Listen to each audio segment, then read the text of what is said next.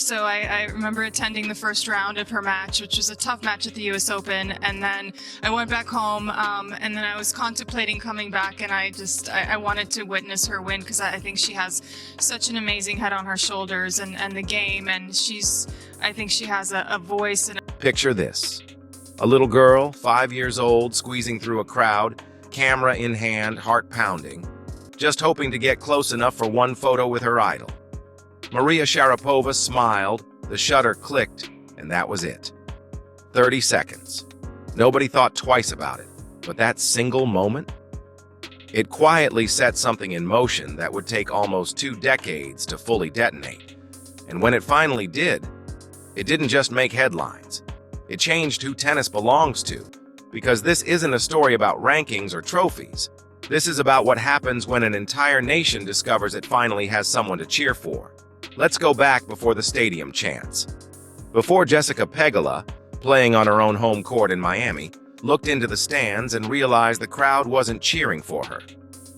Before Novak Djokovic, a man who has stood at the center of this sport for 20 years, stopped mid-tournament to point at a line forming outside a smaller court and said, "That right there is a good problem to have." Before Coco Gauff stood at a microphone and thanked her opponent, not for a tough match, but for bringing an entirely new audience into the sport altogether. Go back even before Billie Jean King, the woman who beat Bobby Riggs and rewrote what women's sports could mean, quietly pulled a 21-year-old from Manila aside and told her to keep going. Go all the way back to a bedroom wall and a poster. Alex Eala grew up staring at Maria Sharapova, not as a decoration, as a destination. At 13 years old, she left the Philippines, left her friends, left the ordinary rhythm of being a teenager, and flew to Rafael Nadal's academy in Mallorca, Spain. 6 hours on court every day, Spanish clay underfoot. And somewhere in that courtyard, she got to watch Nadal himself train, up close, day after day, absorbing what greatness actually looks like from the inside. That kind of access reshapes you, not overnight, but permanently. Still, for years, Eala was a name that only the deeply devoted tennis world knew.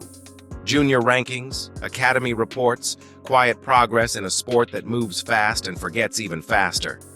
Talent was never her problem. In professional tennis, talent is everywhere. What separates careers is the moment, that one rupture where everything shifts.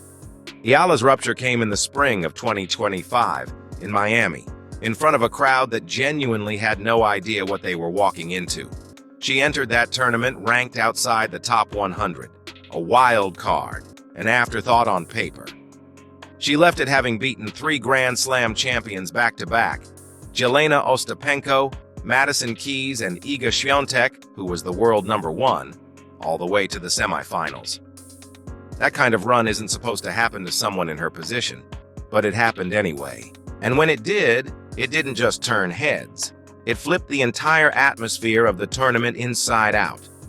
Pegula, a Miami native who had grown up inside that event, who had every reason to feel at home there, faced Eala in that semifinal and walked away describing herself as the visitor. She said the crowd was completely against her. She said she turned to her team mid-match, genuinely confused, wondering where all these people had suddenly materialized from. She lost the match. But in a strange way, so did the idea that this was just a one-weekend story. It wasn't. Within months, Eala became the first Filipino woman ever to break into the WTA Top 100. Then at the US Open, she won her first main draw match, the first Filipina in history to win a round at a Grand Slam. 2 records, 1 summer, and a fan base that hadn't existed 12 months earlier was suddenly spread across an entire country and every Filipino community orbiting it around the world. By the time 2026 arrived, those crowds weren't a surprise anymore. They were a pattern. A loud, unmistakable growing pattern, visible enough that even the most celebrated player in the sport's history felt compelled to address it directly. At the Australian Open, someone asked Djokovic about the buzz around Eala. He didn't dodge it. He said he'd watched it with his own eyes, the lines, the volume, the energy. and he framed it as something far larger than one player's rising profile. He talked about entire countries being introduced to tennis for the very first time, simply because they finally had someone to follow. That comment didn't come from a casual observer. It came from a man who has watched this sport from the inside for over 20 years. He was saying something real. Then came Dubai. Pegula won the title, beating Elena Rybakina in the final. Her moment, her championship, her press conference. And yet, reporters kept steering the conversation somewhere else. Back to Eala. Back to the crowds that had formed around her all week. Back to the sheer scale of what she had built in less than a year on tour. And here's what says everything. Pegula didn't wave it off. She called Eala amazing. She talked about how Eala carries the expectations of an entire nation without ever seeming crushed by them, with what she called real maturity and grace, always grateful rather than overwhelmed. She even said she wanted Eala on her podcast to talk about it properly. That same week, Goff, after facing Eala on court, publicly thanked her for what she was bringing to the sport. Not privately, publicly. Acknowledging that playing in front of a crowd that loud and that one-sided isn't easy, but choosing to call it good for tennis, not bad for her own spotlight. Two of the most accomplished young players in the world independently in the same week, essentially saying, this is bigger than a match. This is bigger than any single result. Nothing that had come before, though, quite matched what happened at Wimbledon in July of 2026. Eala walked onto the grass at the All England Club, and in the third round, drew Swiatek, the defending champion, the world #1, the same player she had shocked in Miami 14 months earlier. Only this time, there was no ambush element. Swiatek knew exactly who she was. She had spent over a year knowing exactly who she was. It didn't change the outcome. Eala won in straight sets, 7-6 in a tie-break that stretched to 9 points, then 6-2. She knocked out the reigning Wimbledon champion and became the first Filipino player, man or woman, to reach the round of 16 at Wimbledon in the Open era. And then came the moment that makes this whole story stop being just a sports story. Within hours, Maria Sharapova posted her reaction. The woman on the poster, the 5-time Grand Slam champion, the idol. 2 words. What a star. Let that breathe for a second, because it's easy to scroll past and miss what's actually happening there. This is a woman who won Wimbledon herself at 17, who built one of the most iconic careers in the history of women's sports, who has watched generations of talented young players emerge, and stayed silent about nearly all of them. She doesn't hand out praise as a reflex. When she uses a word like star, she means it in the specific, deliberate, fully weighted way that only someone who has lived at that level truly can. The same little girl who clutched a camera hoping for a photo just got answered back by the person in the picture, and Billie Jean King didn't stop at posting about it. She met Eala in person right after that Wimbledon win. The woman who defeated Bobby Riggs in 1973 in a match that became a landmark not just for tennis, but for gender equality in sports broadly, said meeting Eala fresh off that historic result was a genuine pleasure. She called her an inspiration for kids everywhere, not only in the Philippines. Then she left her with 4 words: keep going for it. From someone who has spent more than 50 years pulling doors open in this sport for people who had never been given a key. That wasn't a polite photo op comment. That was recognition. Real, earned, one legend to another recognition. But here's where this story refuses to stay neatly triumphant, because real ones rarely do. Days after beating the defending champion, Eala lost in the very next round. The round of 16 she had fought everything to reach, gone in 3 sets to Jasmine Paolini. The biggest win of her career followed almost immediately by the reminder that reaching the top of a mountain and staying there are 2 completely different mountains. Highlight reels skip that part. The story doesn't.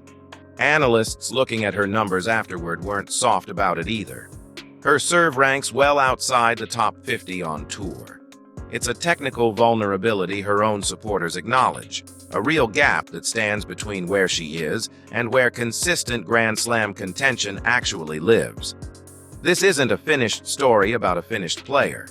It's a 21-year-old being constructed in real time, in public, with every ceiling and every crack exposed simultaneously.